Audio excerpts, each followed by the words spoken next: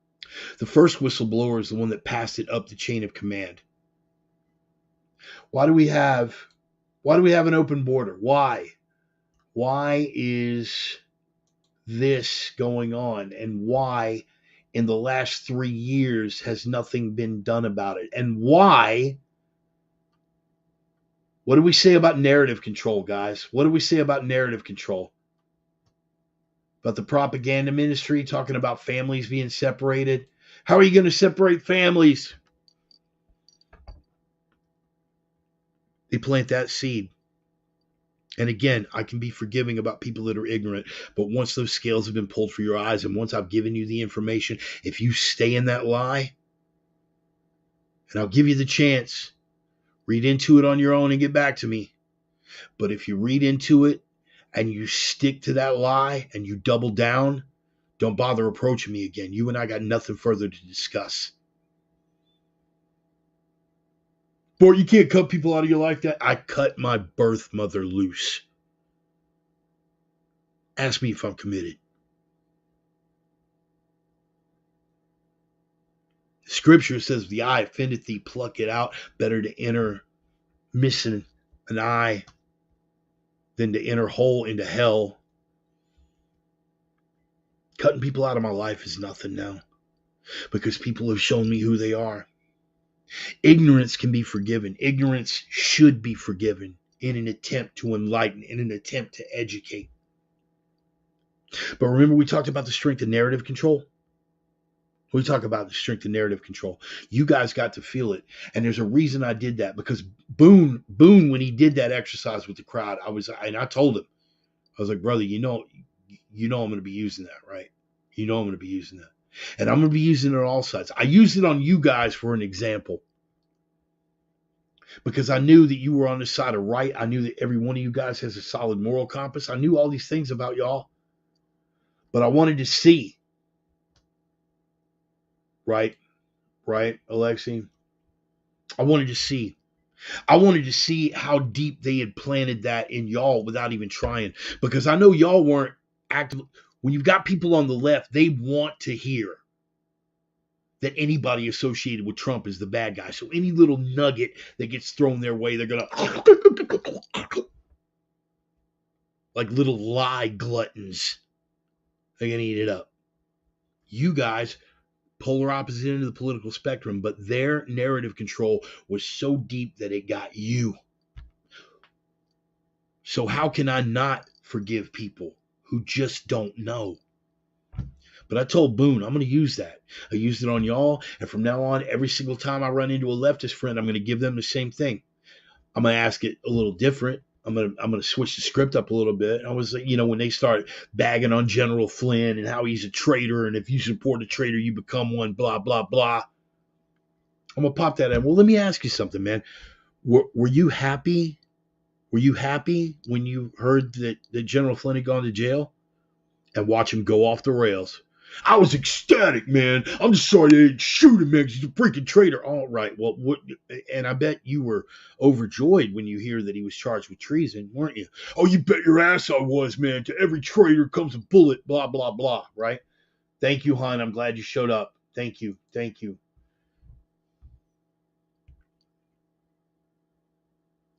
And then I'm going to pull him down and be like, yeah, here's the thing, bro. He never went to jail. And he was never charged with treason. So if you could be wrong about that, does it not stand to reason that maybe you're wrong about a lot of other things about this case? And I guarantee you, for every 30 that I approach like that, I might reach one. I will not seek to engage these people knowing those odds. But you know how you're dealing with somebody from that side, because they're going to tell you right up front to your face. Not because they're proud of it. It's not about what they're for. It's about what they're against. You want to know how to get a Biden voter to engage you? Wear a MAGA hat. Have a Trump sticker on your car. You don't have to engage them. They will engage you. That is the difficulty with ideologues, particularly on that side. They can't tell you what they're for, but they're damn certain about what they're against. Y'all notice that? Y'all tracking on that? Am I wrong? If I throw this question out, what are you for? Give me a principle that you're for. What are you going to throw out? What are you going to throw out? Smaller government, reduced taxes, fixing the infrastructure, pulling unnecessary expenditures for foreign aid. We can tell you all kinds of things that we're for. Ask a Biden supporter what they're for. What they're for. Ask them. What is Biden's biggest accomplishment that you can be proud of as a Biden supporter? They can't tell you because those things don't exist. Ask a Trump supporter what they're proud of. They'll be happy to rattle it off. 4 years without foreign wars, for starters, booming economy, respected, actually treating enemies like they're enemies, getting out of control regulation back under control. We can list a dozen things. You want the mark of anyone's mind. Ask them what they're for and what they're against. If they can't define what they're for, and all they can do is tell you what they're against, beware. And if they are against things, look at the things that they are against.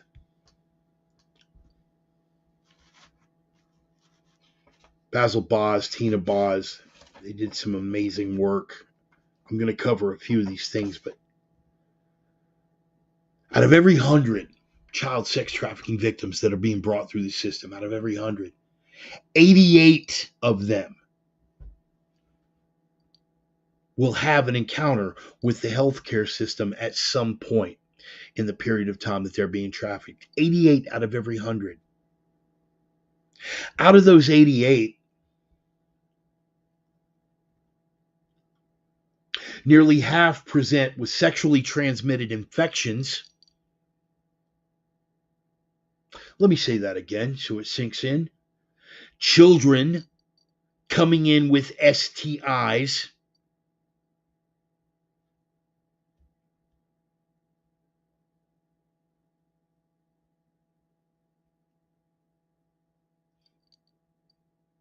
And out of those 88, how many do you think get pulled out of the system?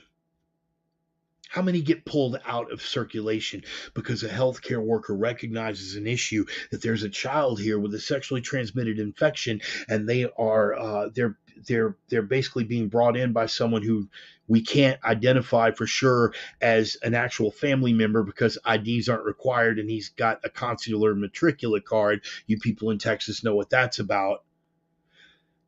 88 out of 100 present to healthcare professionals. How many of them get pulled out? Take a guess. Somebody. Take a guess.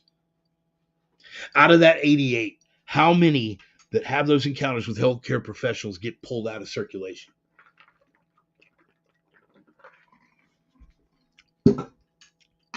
Anybody? 8 to 10. 8 to 10 out of every 100, even though 88 of them present to healthcare professionals with traumatic physical injuries and or sexually transmitted infections. These are kids. Only 10 get pulled out of circulation.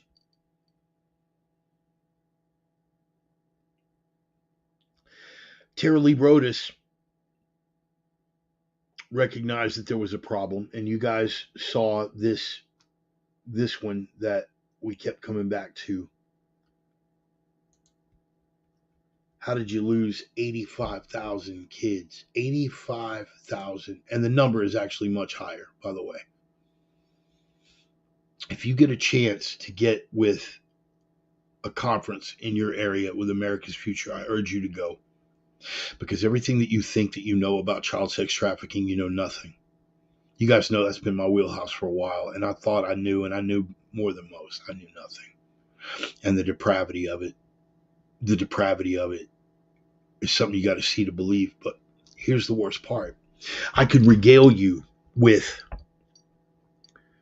the fact that most of the buyers of trafficked children are here in the United States. I could regale you with that. I could regale you with the fact that Helmet, we literally had over in Seattle just last week a sting where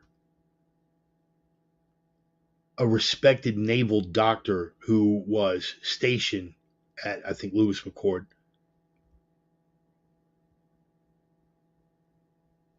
got wrapped up in a child trafficking sting. He showed up thinking he was meeting a 12-year-old. They were waiting there for him. He pulled the gun, tried to shoot himself. They got their hands to the gun. He turned it around, tried to shoot the cops. Cops lit him up. Sometimes the trash takes itself out. I know that doesn't seem very much in the good Christian spirit of forgiveness, but I've been trying to get my language under control too, and I can say absolutely without equivocation, fuck that maggot.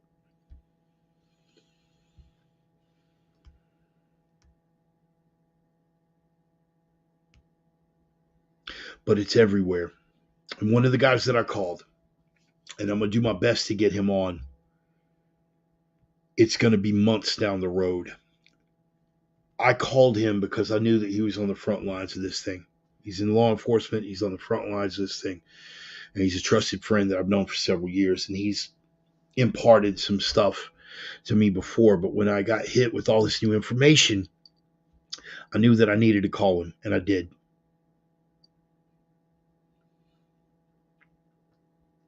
And I told him all the stuff that I'd been exposed to, particularly Tara Lee Rodas and her testimony with the other whistleblower. The other whistleblower actually worked in a different department within the government, but he noticed that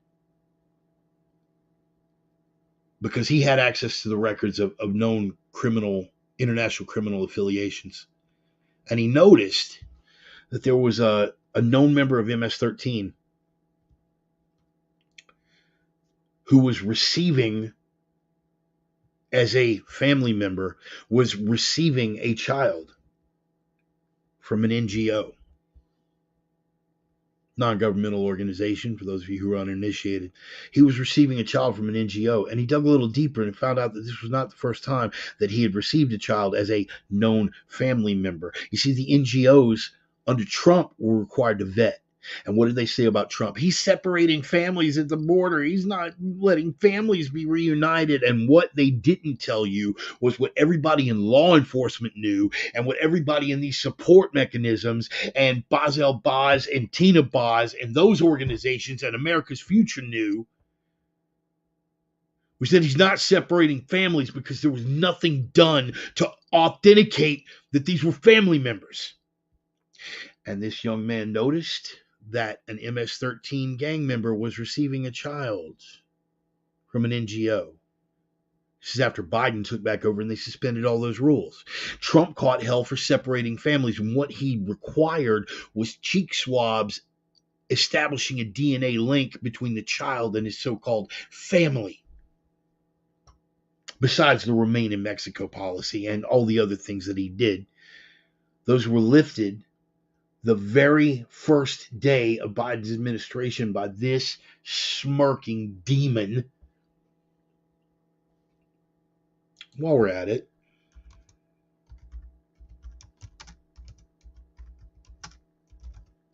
let me see what that'll pull up.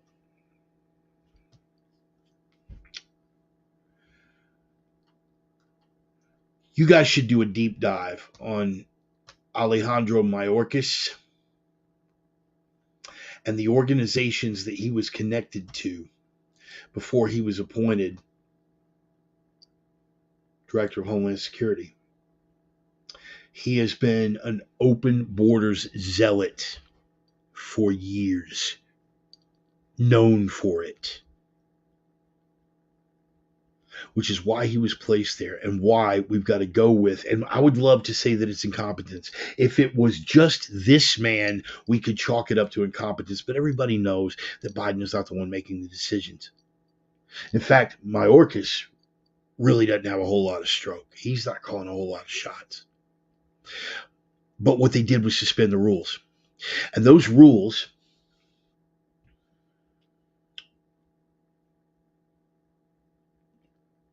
required establishment of a DNA connection between the kid and these families that they were being separated from. They suspended that day one. Requirements for the NGOs to properly vet these people that they were delivering the kids to, they suspended that day one. This is all backed up by my law enforcement guy on the inside. I was like, is it really this bad? He was like, it's worse. It's worse. There's one case that I can discuss. The other one I can't talk about for at least 6 months. But there's one case that I can discuss where a buyer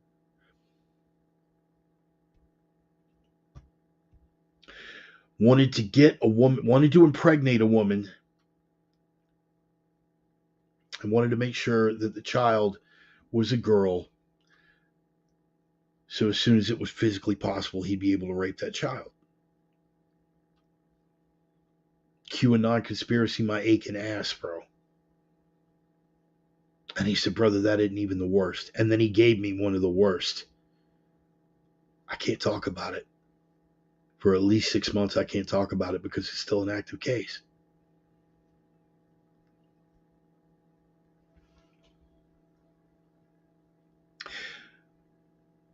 This got passed up the chain of command to Tara Lee Rodas. Tara Lee Rodas is the only federal whistleblower under the Biden administration that kept her job.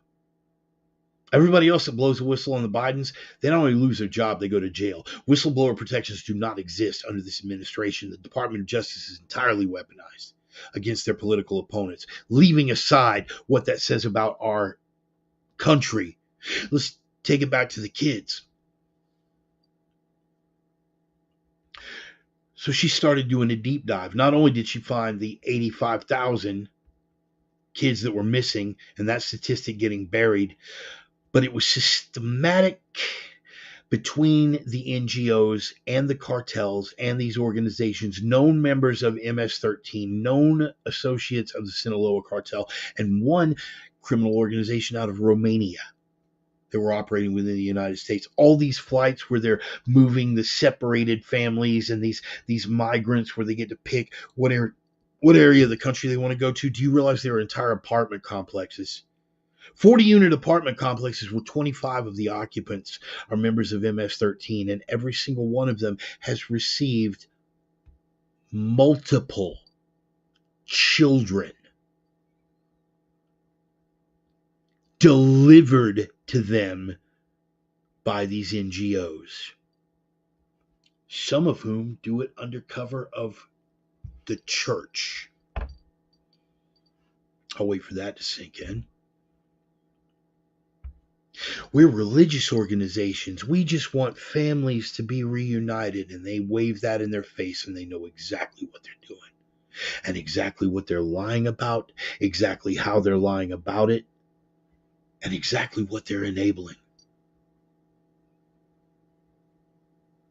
She said that in hundreds of cases that she handled, only one time did a mother, if they were extraneously connected to the arrest, only one time in hundreds, plural, of cases did the mother come down on the side of the child. That in every other case, the mother, whether or not it was actually the child's mother, we can't establish. The mother came down on the side of the trafficker, including, let me say again, minor children presenting with STIs, including syphilis, including AIDS and HIV. The border remains wide open. Why? Because they're trying to flood America with new voters. That's part of it. Because they're trying to change the racial demographics of America. That's certainly part of it.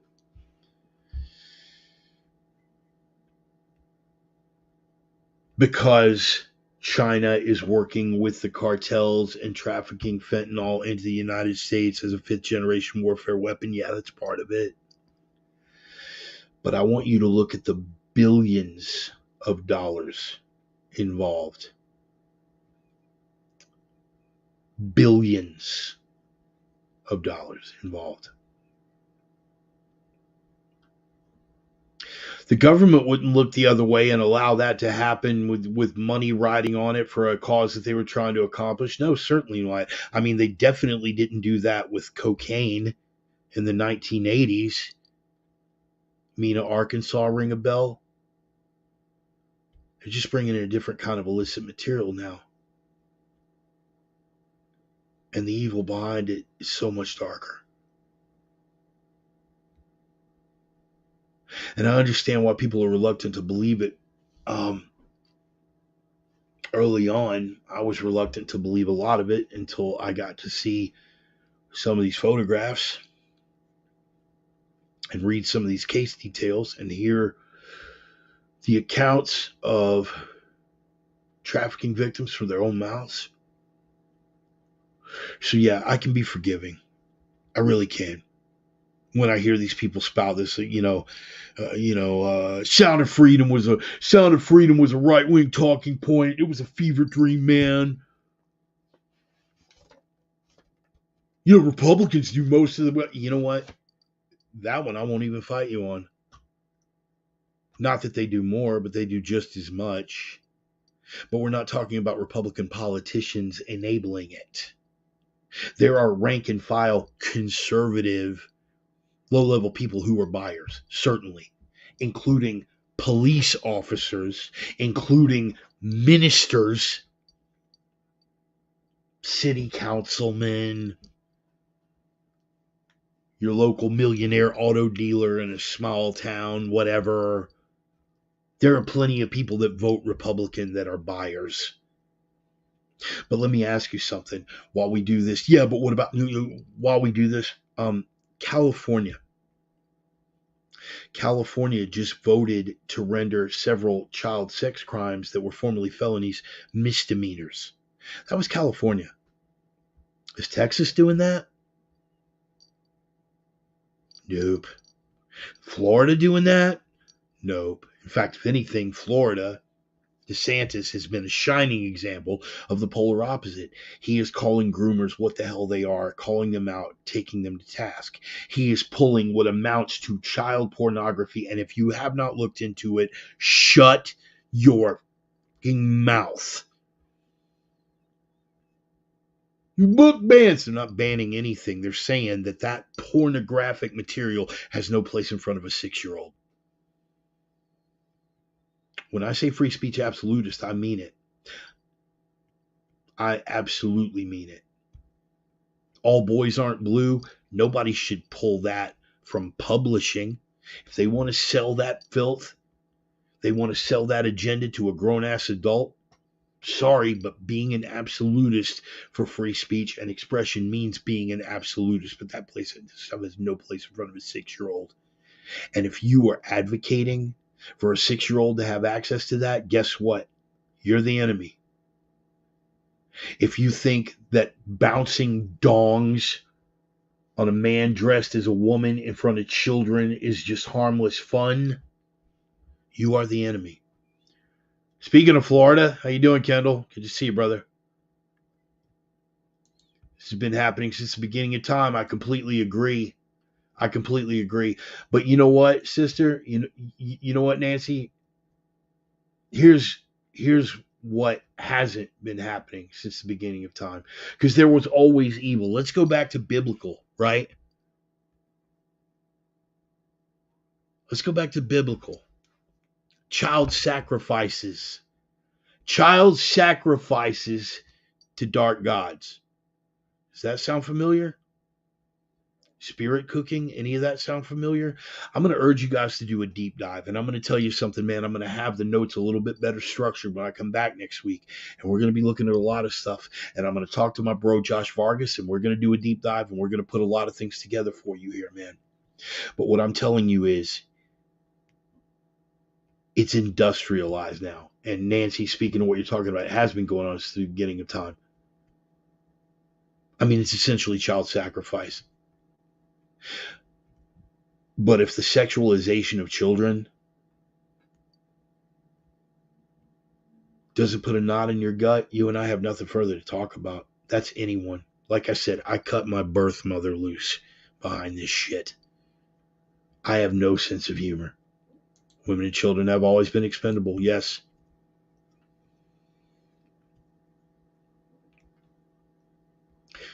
They are literally commodifying, not just sexualizing, but commodifying child sex traffic. The facts these people have to present to you will absolutely boggle your mind. I shared the one with you because that was the most poignant, is that out of every 100, right? But we're talking about 85,000. And by the way, Nancy, I hope I'm not outing you here, but I'm kind of outing you. Nancy was law enforcement. Not that kind of outing. I mean, Nancy was law enforcement. She's seen it. Yep. Thank you. Stole my thunder, sis. She's seen it in person. My friend who was on the front lines on a federal level, who I spoke to afterwards, he confirmed everything, and it's far, far worse. And we're talking thousands of children. We're talking minor children presenting with STIs and not getting pulled out of the system. We're talking NGOs delivering, and again, please, Tara Lee Rodas, she exposed all of this. We're talking children being delivered. Uber Eats, we got Uber Victim. Delivered. Montrose at Covenant House. Thank you, Kendall. And thank God for your governor down there, DeSantis, actually taking a stand. We're talking dozens of children being delivered to the same confirmed member of MS-13 or associate of the Sinaloa cartel. And they show up and they're delivered to the people, and then when they go back to find them again, oh no, we can't account for them. They changed addresses. We don't know where they are. We don't know where the parent is, because we're all about uniting families. We don't know where they are. Wish we could help. I mean, it's only 85,000 children.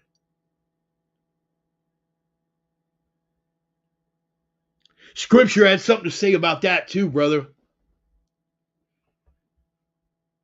Better that a millstone be hung around your neck and you cast into the sea than to hurt one of these little children. You hear that, guys? You hear that? What's that sound?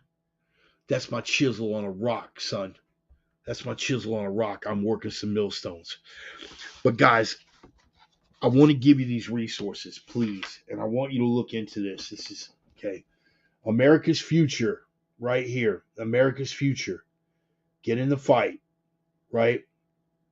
These were all the people that were represented at the conference. You can go back and peruse that list at your leisure. I didn't have time to type them all in.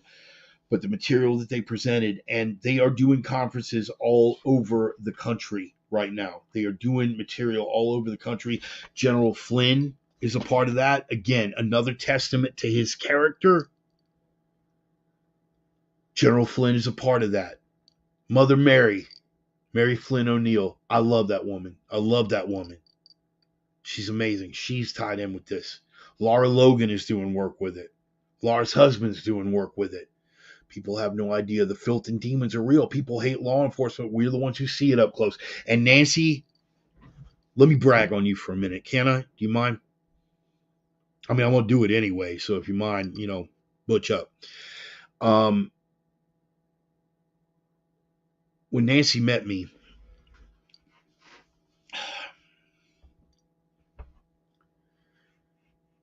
I was married to Nancy's sister for a couple of years. Catherine, you've heard me talk about her before. Speak very fondly of that woman. In fact, whenever you've heard me go on a rant about the ex-wife, and I have to say the good ex-wife, when I'm like singing her praises or whatever, that's Kathy. Nancy is her sister. Nancy and their mother were in law enforcement at a point in my life where I was a young, arrogant prick. I was a young, arrogant prick with nothing good to say about law enforcement because I was that scumbag. like a lot of people are now. All these guys, all these maggots that you hear me railing on. Why am I so quick? Because I was that guy. Because I was that maggot. I was Antifa before Antifa was Antifa. I took a hard turn to the left for a number of years. I got run down by cops at the Republican National Convention in 92. Nancy's sister was around for that. I had nothing good to say about law enforcement. Nancy, tell him, what did I say? The only good cop was what? You can tell him. I won't hide from it. What did I say? The only good cop was what? Y'all know the answer. I'm just waiting to see if Nancy's gonna pop up with it. Right?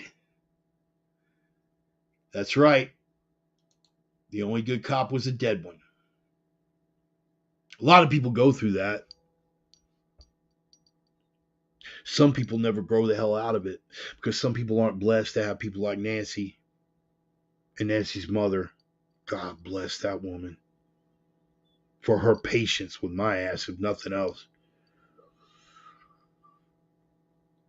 Not everybody's blessed enough to have that exposure. Not everybody is blessed enough to be able to see it from the other side. Not everybody is blessed enough to be able to have that understanding. In this day and age, there isn't any excuse. When every bit of information in the world is 2 thumb touches or a couple of mouse clicks away, there is no excuse for you to be uninformed.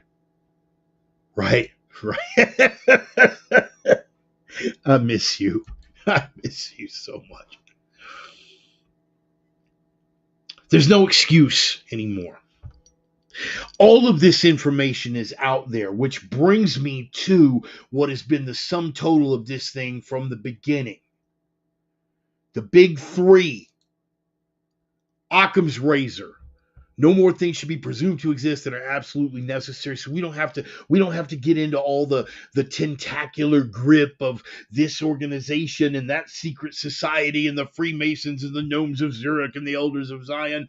And we can't fall on Hanlon's razor, never attribute to malice, which is adequately explained by stupidity or ignorance, because in this fight, there is no excuse for ignorance. And even if we had it, Tara Lee Rodas, again, look up her work. There is no ignorance. These people know what they are doing. They know what the circumstances are. They know about thousands of minors being carried by NGOs, presenting to healthcare professionals with sexually transmitted infections, including AIDS and syphilis. They know. So it is not ignorance, and it is not incompetence, and it is not stupidity. So what does that leave? Evil. Evil. Again, that 85,000 was a lowball estimate, and that was only from one particular survey and one demographic and one set of circumstances. One. There are hundreds, plural, of thousands, plural, of children being trafficked. It's happening right under our faces. Mr. and Mrs. Boz, who are on that list, who are doing the workshops, you should look into that, because sometimes it's right under your face. What did I say? What was the stat that I drove home? 100 out of every 100 of these kids, 88 present to healthcare workers, and the healthcare workers half the time don't know what they're looking at unless it's an STI.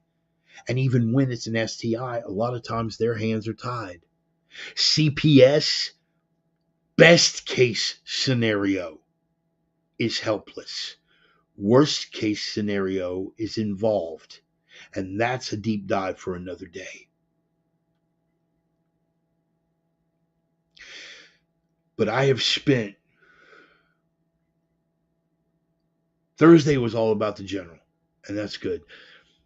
And I'm going to close with this because I'm going to try to take it out on a positive note here, as positive as I can under the circumstances.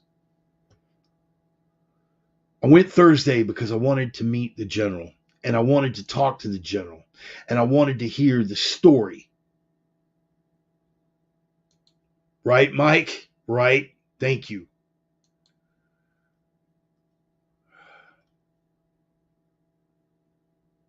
I wanted to meet the general and I wanted to hear the story.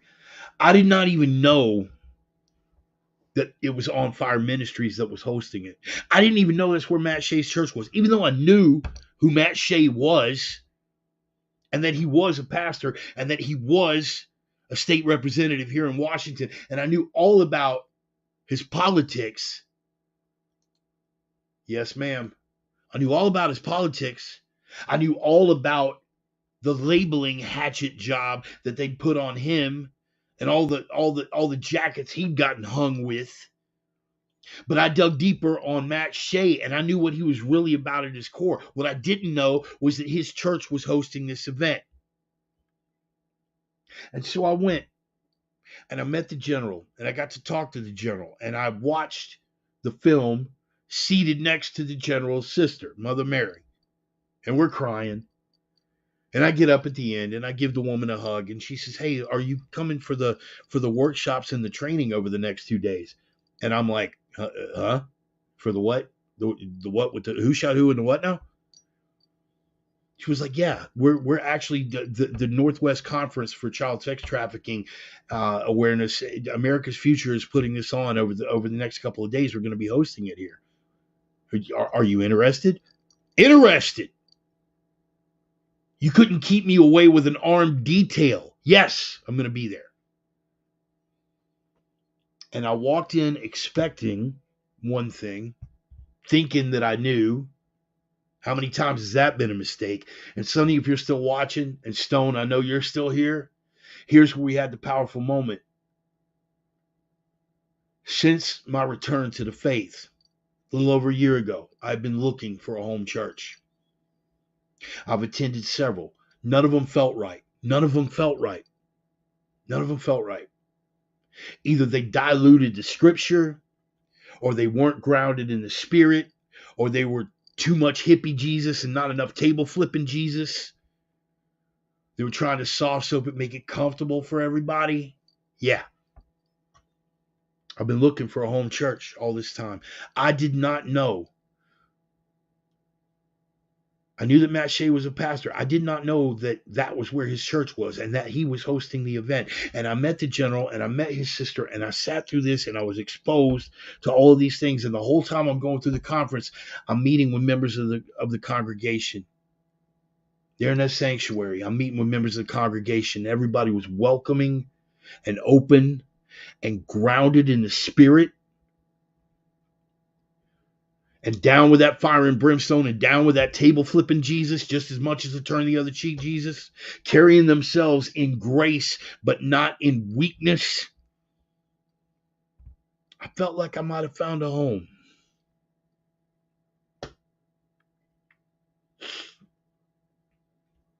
And Sonny, I'm glad you're here because I have not had a moment that affected me this powerfully since our little epiphany about a year ago.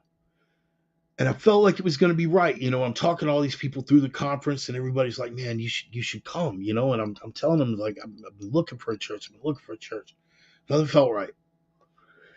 And I went this morning,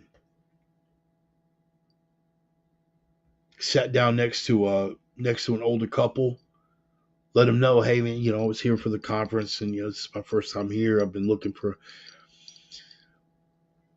They had a guest pastor in. And I've seen Pastor Shea's work, so I'm familiar with it. And he's got the fire.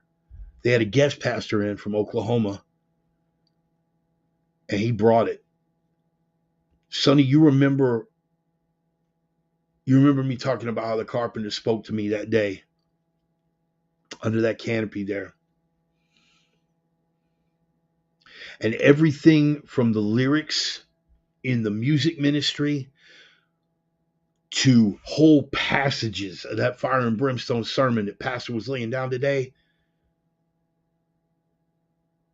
you could have written it to me and passed it as a handwritten note, and I would have thought it was firsthand, that you didn't have anybody else in mind.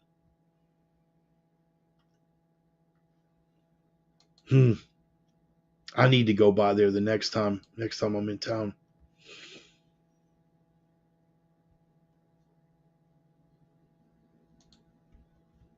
Something was affecting my heart. Change is happening. I'm telling you, brother, I don't believe those coincidences anymore, brother. I don't believe it.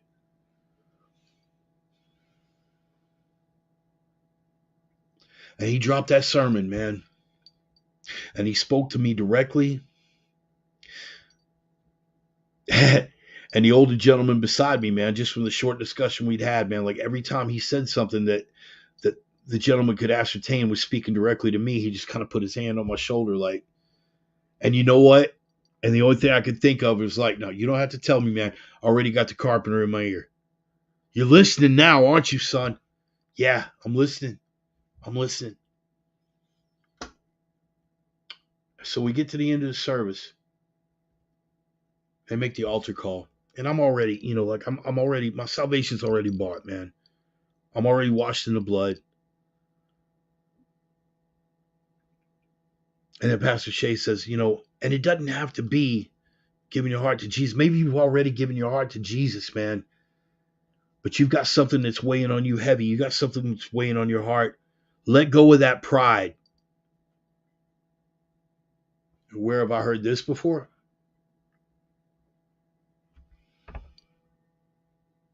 So I walked up to the altar call. Pastor Shea prayed over me. And as he was praying over me and laying on hands, again, this is for me and the pastor and the carpenter, nobody else. But Sonny, you know my character well enough. And he's whispering in my ear and he's calling things out. Calling for these energies to come out of me, calling for this darkness to come out of me. And he's touching on things that he could not possibly have known. What do we know about the 7 deadlies and which ones are the 3 that I struggle the most with? He couldn't have known that. He couldn't have known that. But he called them out one at a time by name. I could almost hear Clem breathing because he kept saying, let it go, man. Let it go. Relax. Breathe. Breathe. I breathed it out. I let it go. I was in tears. I was shaking, man. Because God, all this weekend, man, from Thursday on, has been telling me, this is your home now. You have been looking for a place to exercise this calling that I've given you. And I'm going to let you in on this too. I'm going to close with this, but I'm going to let you in on this too. I met the head of the men's ministry last night quite by accident, because as we're going through these panels, I'm doing my Bart thing. I'm doing my Bart thing, right? Everything is exactly as it should be. Thank you, Sonny. Stole my thunder. Everything is exactly the way it should be. Yes, sir. Probably at exactly the same time, Clem was saying. Yes, sir. Because there are no coincidences. And guest pastor today, we talked about that. God is assembling his army, man. God is bringing his people home. He is putting together his army. And over the course of the panels yesterday, I was sharing bits and pieces of my testimony. And there was one guy who was in every damn panel that I was in. And after every one, he would come up to me and say, hey, man, you're really saying a lot of powerful things. You're really asking a lot of really good questions, man. You're going deep. At the end of one panel, he was like, you got a gift for words, don't you? How kind of you to notice. And so we're getting ready to sit for the closing panel last night. And I sidled my way into one aisle and I asked this young lady if this seat was taken. She was like, well, this one is taken, but you're welcome to sit in the next one over. And she introduced herself and I introduced myself, and she was talking about her husband and everything. And yeah, her husband's going to be sitting there, and he's the head of the men's ministry. I was like, really? He's the head of the men's ministry? This sounds like somebody I want to talk to. And who comes walking up? You know who comes walking up. Same guy that's been on every damn panel and every one of these seminars that I've been in. That guy, Pete, head of the men's ministry, he comes walking up. His wife goes to introduce him. She was like, hey, this is Bart. And he says, I haven't met Bart, but I'm certainly familiar with him. I've heard him. Men's ministry's on Thursday, and I'm going to be there. And I went to the altar call and I broke, and I haven't felt that touched personally, that directly spoken to by the carpenter since the day he brought me home. Happened a lot faster this time. It didn't take him 3 years. Started speaking to me on Thursday, and I was already listening, and every single bit of that moment built up to this, and now I have a home church. Now I have a home church. Now I have a church to call home.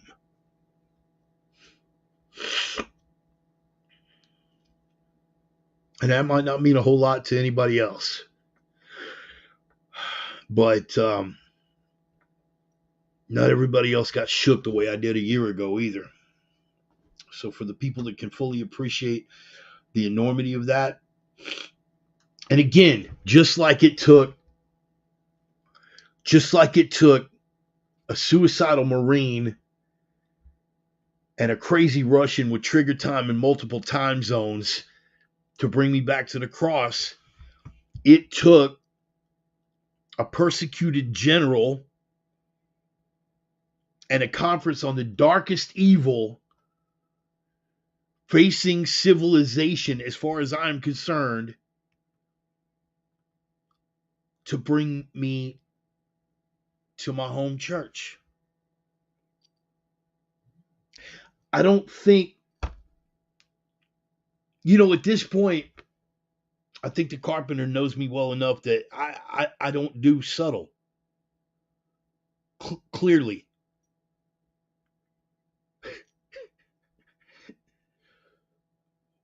Whatever it took to get me there, man. Whatever it took to get me there. I didn't mean to go so dark and so heavy, but I wanted you guys to know the intensity of the fire that just lit under my ass. Not just to have a fellowship with other brothers and sisters in Christ and to have a home church. To have a place to exercise this calling that I've been given. This anointing with which I've been blessed. Place where I can be a better vessel for His will and His word. Right, Duck. Subtle like a brick against the head. We've spoken of this before. Yes, sir. I've got all the subtlety of a James Cameron film produced by Jerry Bruckheimer off a Tarantino screenplay. That's about my level of subtle. I got a laugh out of Pastor Shea. I did. I got a laugh out of Pastor Shea because I didn't have time to share my whole testimony. But after he prayed over me and after I had time to soak that in a little bit, we spoke. And I told him, and he was telling me about some things. He was like, "I know you're already on the journey. Here's some things. He's gonna, And I acknowledged all of that. And I said, Pastor, I hope one day I get to share my testimony. I said, all I can tell you is, you have not been punked until you have been punked by the Nazarene." And he was very stoic and stone faced until I said that, and then he kind of cracked up a little bit. But I made an impression on Pete, head of the men's ministry. I'll be seeing him again on Thursday. Hopefully made an impression on Pastor Shea, but regardless, doesn't matter if I made an impression. They made an impression. And that's my home now. And I got that. So I'm blessed. I had to walk through, again, the theme developing here. You got to drag my ass through the darkness to get me to come around through the light. But once I'm in that light, I'm damn sure going to reflect it.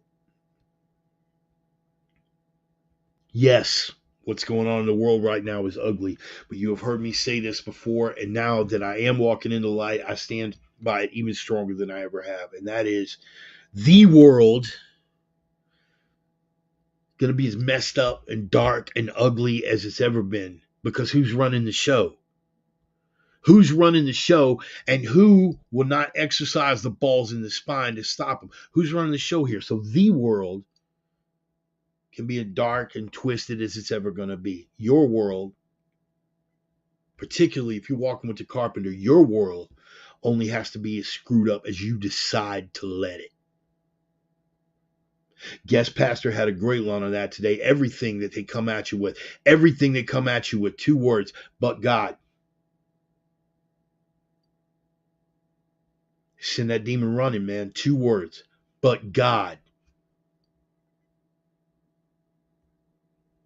You were a drug addict. You committed acts of violence. You did this horrible thing. You were abusive to that. You carried so much sin on your back, but God.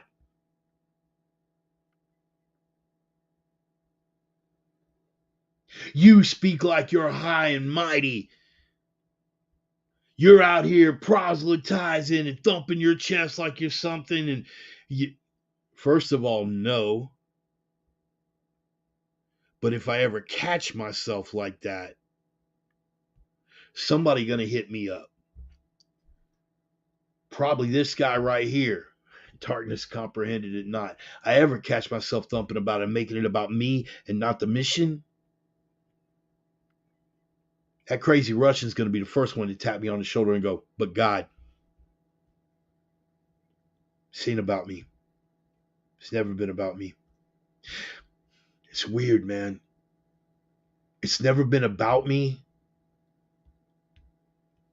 but in a roundabout way, Carpenter's made it about me. I have a certain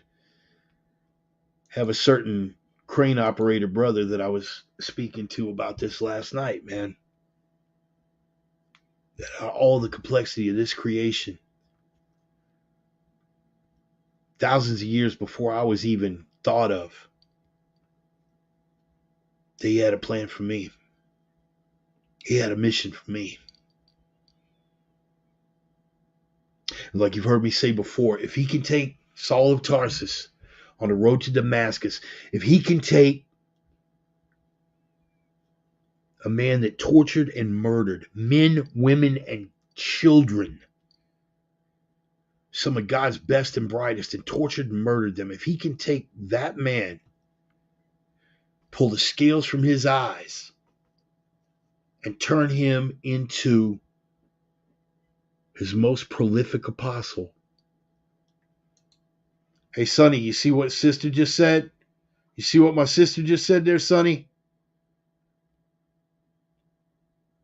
That's exactly how the carpenter came at me, sis.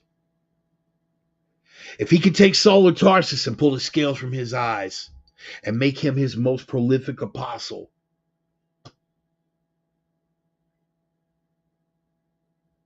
and when Paul entered heaven, he entered to the cheers of every soul that he'd martyred.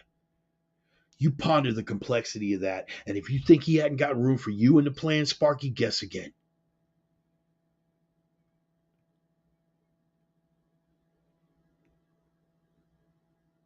I never would have thought I'd be here.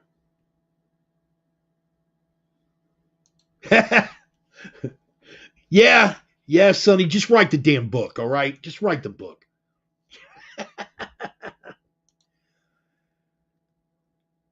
Heading home and Father will run to meet you at the gate. The prodigal son, baby.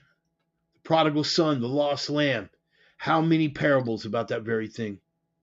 So for those of you who are still searching, and for those of you who are carrying weight,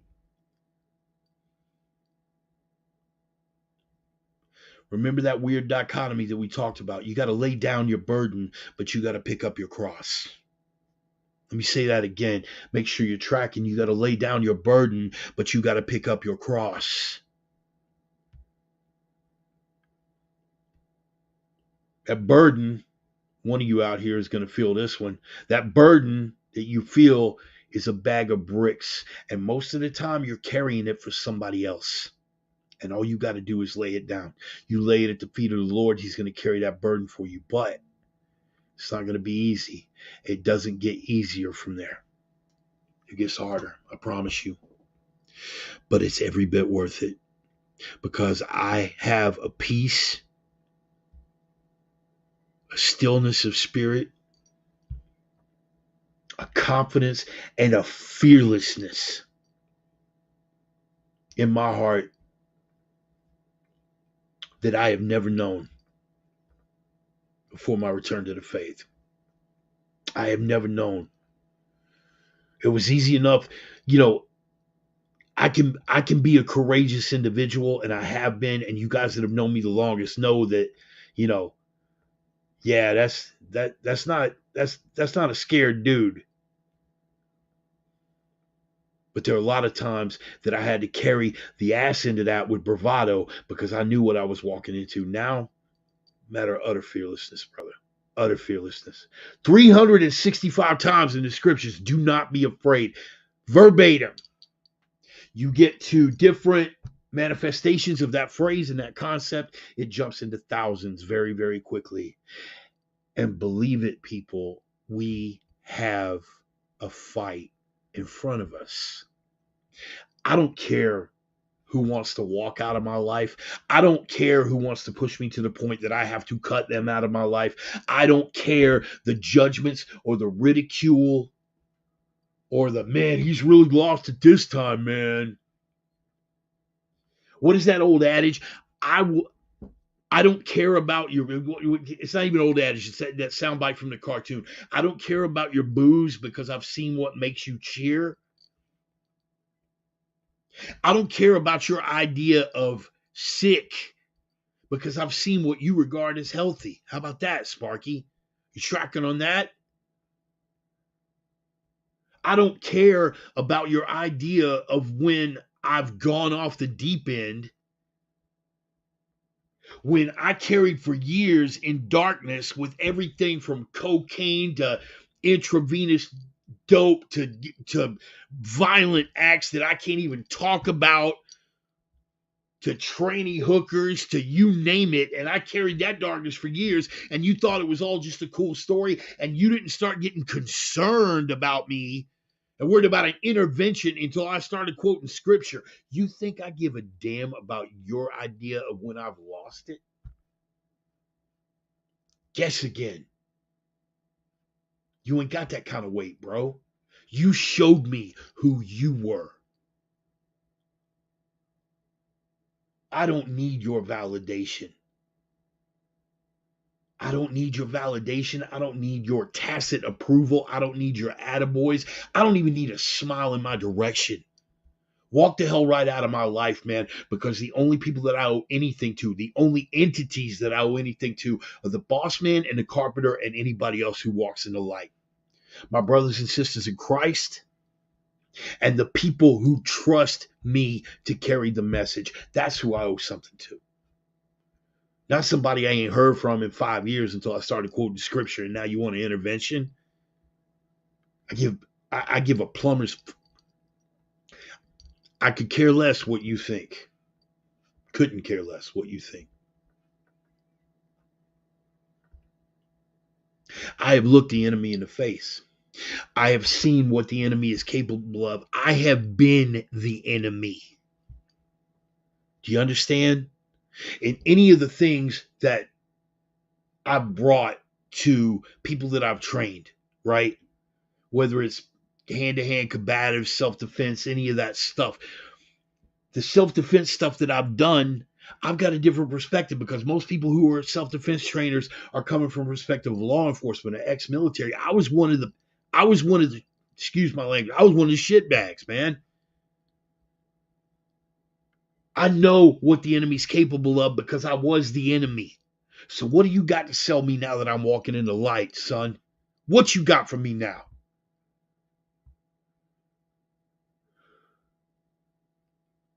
I look at any of the people over here in this chat, any of them.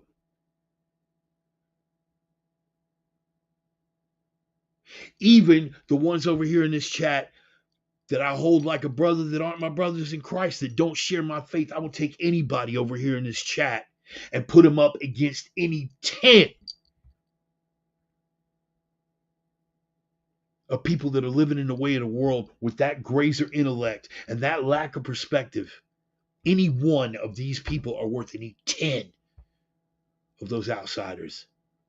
If I can't bring you to understanding, then I have failed. But if I bring the truth to you and you are not willing to understand, that failure is on you. If I show you the face of the enemy and you won't recognize that face as being the enemy, that is on you. And I will move on to the next one that I can reach because my conscience is clear. If you think this is a phase, brother, guess again. If you think this is just some manic jailhouse confession, some deathbed epiphany, guess again, because I'm in really good health right now. In fact, I think I'm better than I've ever damn been.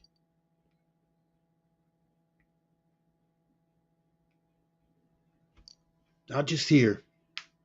Here. Definitely here. I think I may have my head screwed on right for the first time in my adult life. How you like that? And I'm still learning, and I'm still struggling, and I'm still stumbling, and I will continue to do so. But I'm going to continue spitting facts. I'm going to continue spitting truth. I'm going to continue being that vessel. With every fiber of my being and every ounce of energy I have left in me, because I have squandered so much time. And I got to even reflect on that, because Sonny, when Pastor was praying over me, man, I never even expressed. I haven't had a long conversation with the man. But he said, let go. All the time you think you've wasted, all the time you think you've wasted brought you here. It wasn't wasted. You just didn't know he was working through you.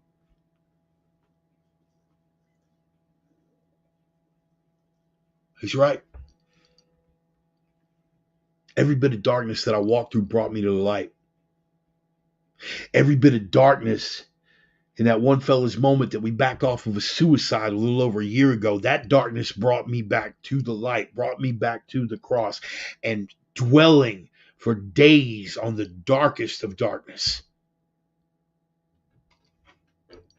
brought me to my new home of the faith. So if dragging my ass through 9 miles of darkness is going to continue to bring myself and other people to the light, I got wading boots, son. I got wading boots and a thick skin. I'll keep plowing through it. I will lay down my burden and pick that up because that is my cross to bear. And I hope in some small way that journey will bring some kind of light into your life. And if not, if it'll at least make you think outside of the box for a couple of seconds, maybe plant a seed that comes to fruition later. Maybe that's all I'm good for. Maybe that's the whole reason I was put in your path.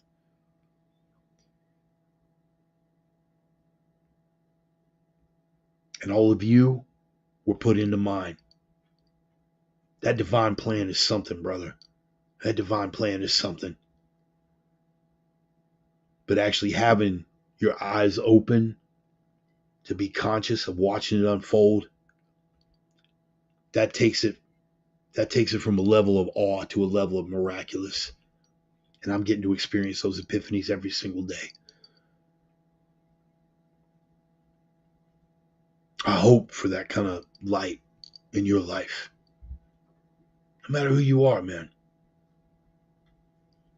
No matter who you are. I hope for that level of light in your life.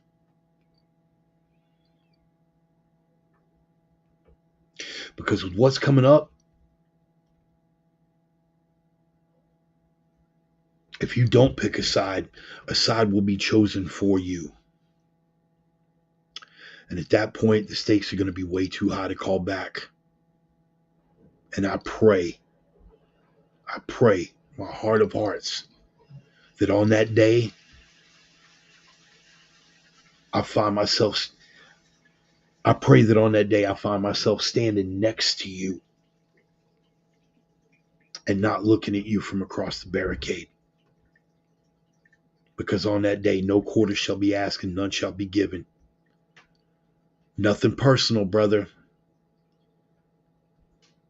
You could have headed it all off, and all I ever asked was that you walk in the light.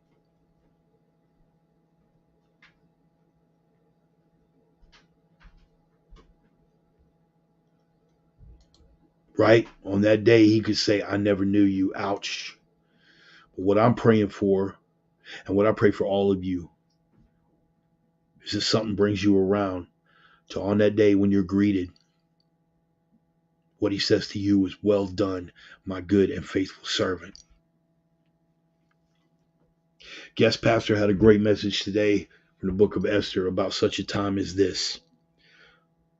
Ponder the time that you're in and ponder what's at stake.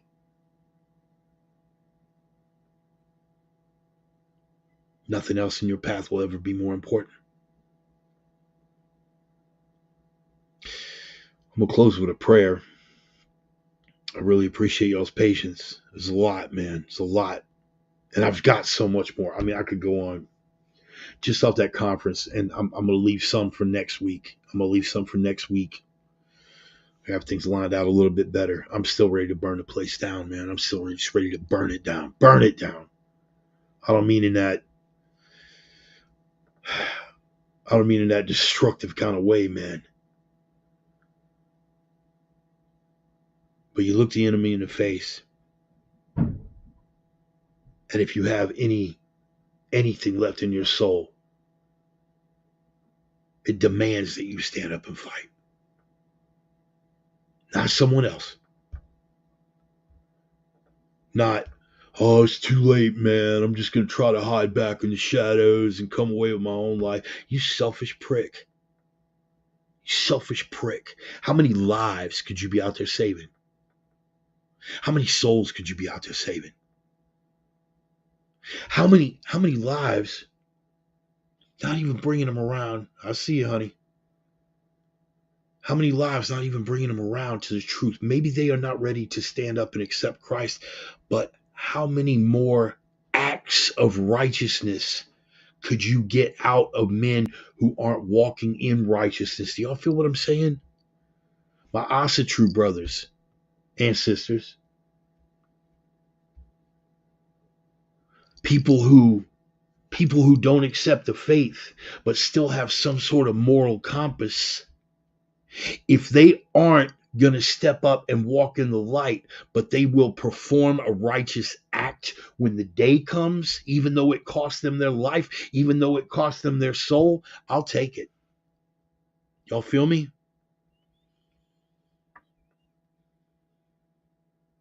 If there is a man who doesn't walk in my faith, but he puts himself between a child and some demonic entity looking to sell that child, I'm going to call that a win. I'm going to call that a win for the faith, even though he isn't walking in it. Y'all understand? There's no easy answers here. It's big. It's complex. There's a lot of nuances and there's a lot of subtleties, and I can't iron it out for myself, let alone for you. All I can do is bring you the message, tell you the truth the best I can understand it, and pray that the carpenter takes up the rest of the work. He'd love to hear from you. He'd love to hear from you. I'm going to close with a prayer. Lord God, this week has been a blessing, and a serendipitous blessing at that. I had no idea. But that's the beauty of your plan, man. That's the beauty of your plan. I'm working your plan even when I think I'm working mine. I go on Thursday just thinking I'm going to meet this important guy, and that sets loose a whole chain of events that winds up having a profound effect on my soul, having a profound effect on my life, and having a profound effect on my spiritual journey and how I go forward in carrying that message, how I go forward with the gift that you've given me to be that vessel for your will and your word. I was just going to see this guy on Thursday. That was my plan. Your plan. Thy will, not mine, be done. We are walking in a world overcome by darkness. We're surrounded on all sides by darkness. But God Guess Pastor had some good words for that, but God. We're called to speak. We're called to speak the truth, and we are called to fight. There's no running from that fight. I pray that we meet it with a song in our hearts, steel in our spines, courage in our souls, concrete in our fists, and your name on our lips when we meet the enemy on the battlefield. That's the way I'd be able to be totally comfortable with going out, Lord. Even quietly as a martyr. Thy will, not mine, be done. I just know that we got to fight ahead. I ask that you give me the strength to stand for it and the voice to deliver that message to those people who are out there who are still searching and still hurting. I give you all the glory and thanks for all of these blessings that you bestowed upon me. And I pray your strength, your wisdom, your clarity, and your discernment for all those people who are searching. I pray these things in the name of the risen Christ whom I ever serve. Amen.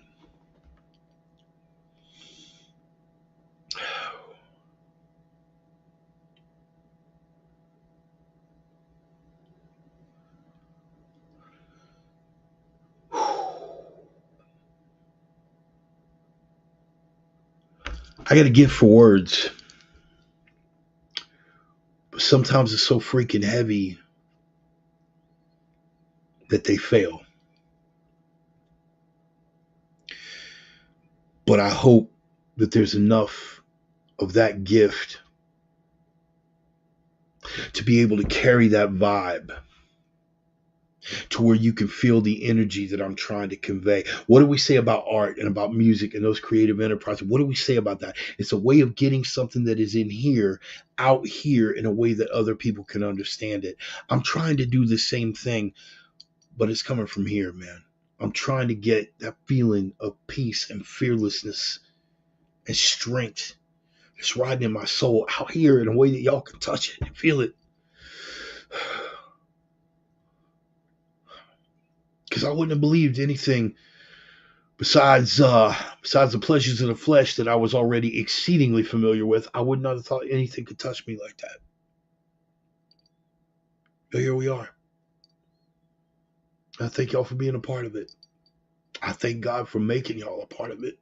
And I hope for those of y'all that are out there searching, till you find the answer.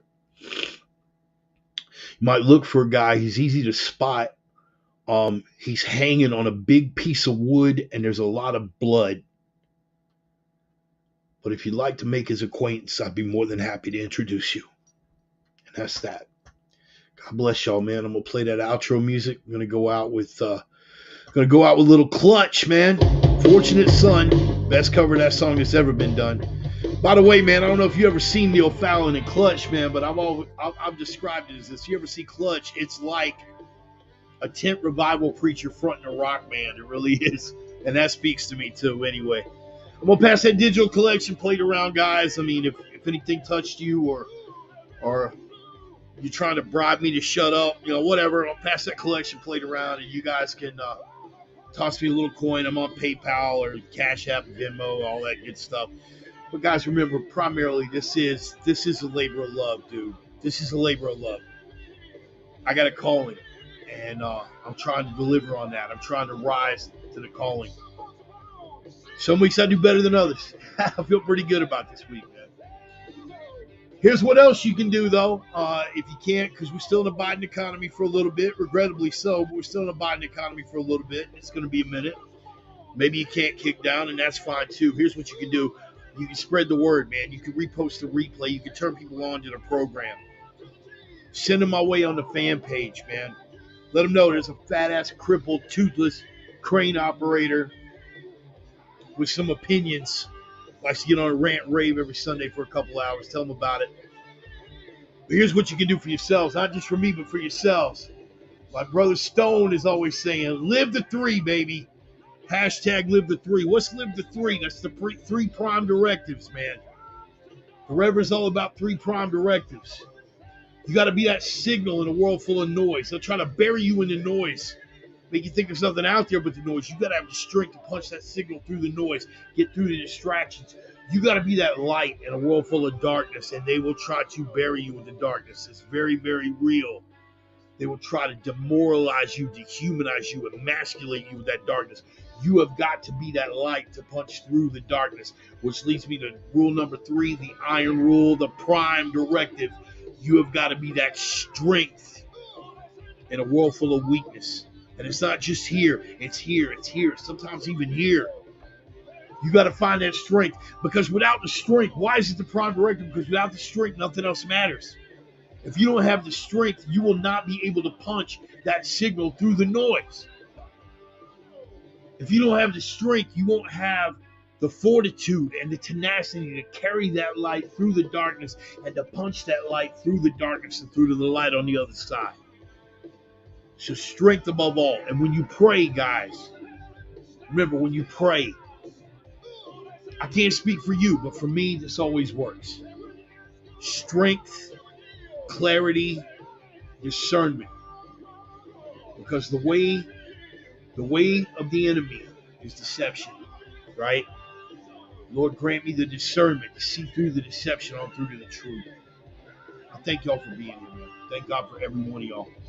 Appreciate you for being on every bit of this journey that you guys stuck with me on, man. Y'all are a blessing. Take care of yourselves. Take care of each other. God bless you all.